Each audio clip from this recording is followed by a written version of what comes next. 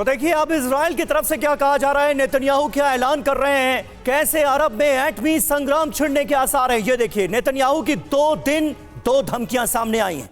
Hezbollah के पास रहने को घर तक नहीं बचेगा, ये पहले दिन वार्निंग दी नेतन्याहू ने।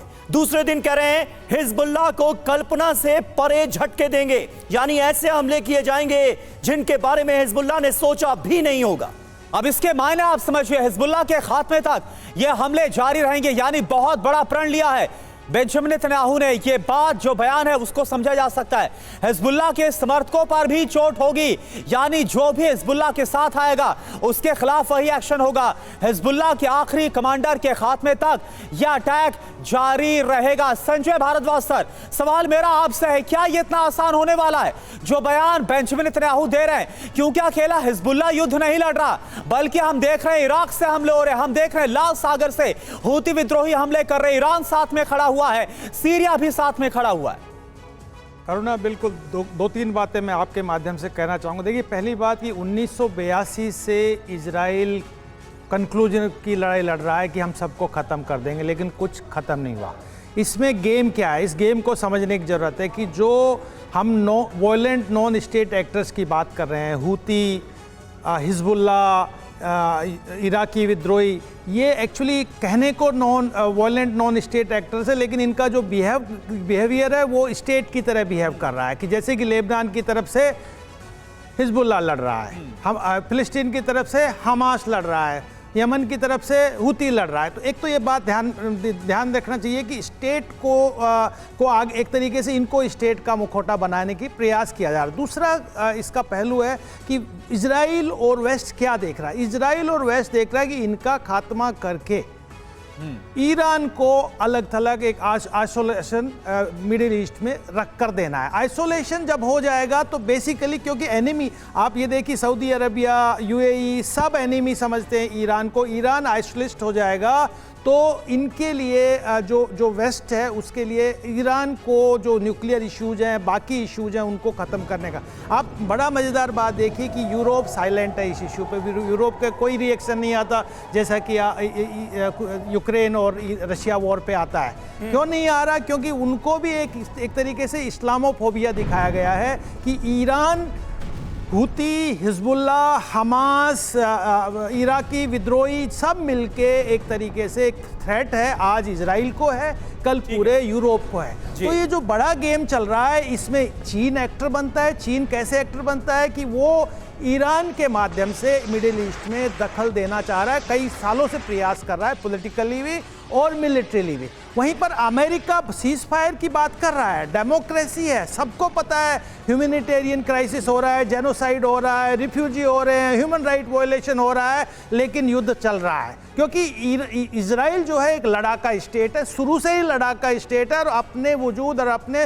प्रभुत्व के लिए वो मिडिल ईस्ट में एक पोलराइजेशन क्रिएट कर दिया कि इस्लाम। लेकिन एक और बड़ी बात मैं बताता हूँ कि इसमें आप ये देखिए कि जो सिया सुन्नी का डिफरेंस था वो खत्म हो गया है। इस्लाम, क्योंकि हमास है, सुन्नी है, बाकी हिजबुल्लाह, हूती और ईरान सिया है, लेकिन वहाँ पे लड़ाई लड़ी जा रही है। तो एक तरीके से इस्लाम को एक तरफ रखा गया है मिडिल ईस्ट में, इस्लामोफोबिया क्रिएट करके, और वेस्ट जो है, जो इजराइल है, यूरोप है, अमेरिका है, वो इसको एक थ्रेट के रूप में, चाहे वो टेररिज्म का हो, चाहे वॉयलेंट एक्ट का हो, ये कई तरीके के गेम एक साथ चल रहे हैं और कई तरह के गेम एक साथ चल रहे हैं। इसके बारे में आपने बहुत विस्तार से बताया, बहुत महत्वपूर्ण जानकारी दी संजय जी। और इस बीच एक अहम खबर, लेबनान के एक और शहर पर हमला हुआ है। ज़ाले के करक में भीषण बमबारी की खबर सामने आ रही। इजरायली हमले में जहां 8 लोगों की मौत हो गई है, ये खबर भी सामने आई है। ये देखिए ज़ाले के करक में जो भीषण बमबारी हुई है उसका वीडियो हम आपको दिखा रहे हैं, तस्वीरें TV9 भारतवर्ष पर आप एक्सक्लूसिवली देख पा रहे हैं।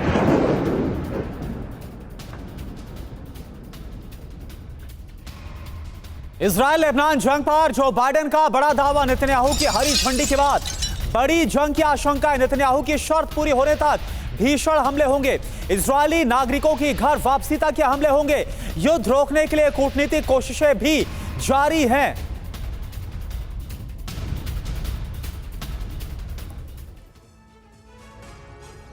तो देखिए कुल मिलाकर मिडिल ईस्ट में महाविनाश का डर तो है ही। जो अहम जानकारियां हैं वो आपके सामने अब रख रहे हैं। लेबनान में बड़े हमलों के लिए नेतन्याहू की हरी झंडी।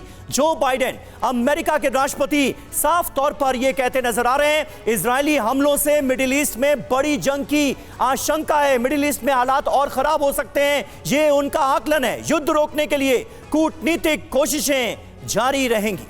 और इसके अलावा अब इसके मायने आप जरा समझिए। जो बाइडेन को खाड़ी युद्ध जैसे महायुद्ध का डर सता रहा, यानी मिडिल ईस्ट कैसे सुलग सकता है, इस बात की आशंका, महायुद्ध भड़का तो एटमी विनाश की आशंका, यह आप समझिए, यह बहुत जरूरी है जो समीर कहा गया, यानी परमाणु युद्ध तक की आशंका बता रहे हैं। बिल्कुल, परमाणु युद्ध तक की आशंका का इजहार किया गया है। घोष साहब, आपकी बात बीच में कट गई थी। आपसे जानना चाहूंगा, अमेरिका का रुख एक तरफ और दूसरी तरफ इजराइल का यह कह देना कि अब ग्राउंड ऑपरेशन शुरू होगा।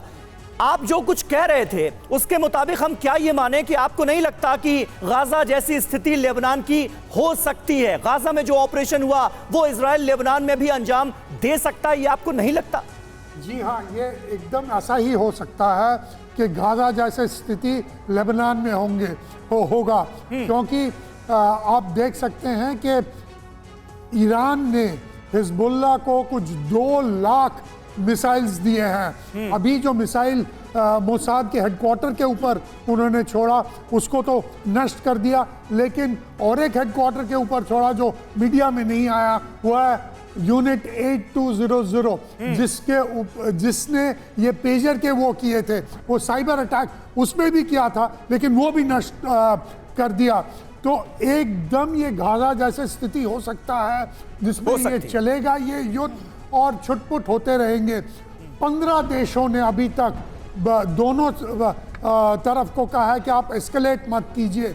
अगर एस्केलेट होता है तो अभी आप सोचिए, गाजा में इजराइल है, वेस्ट बैंक में लड़ाई हो रही है, हिजबुल्लाह के साथ लड़ाई होगा, फिर सीरिया के साथ हो सकता है और इराक के साथ। कहाँ कहाँ इजराइल लड़ता रहेगा, कहाँ कहाँ आईडीएफ को लड़ाई के लिए भेजेगा।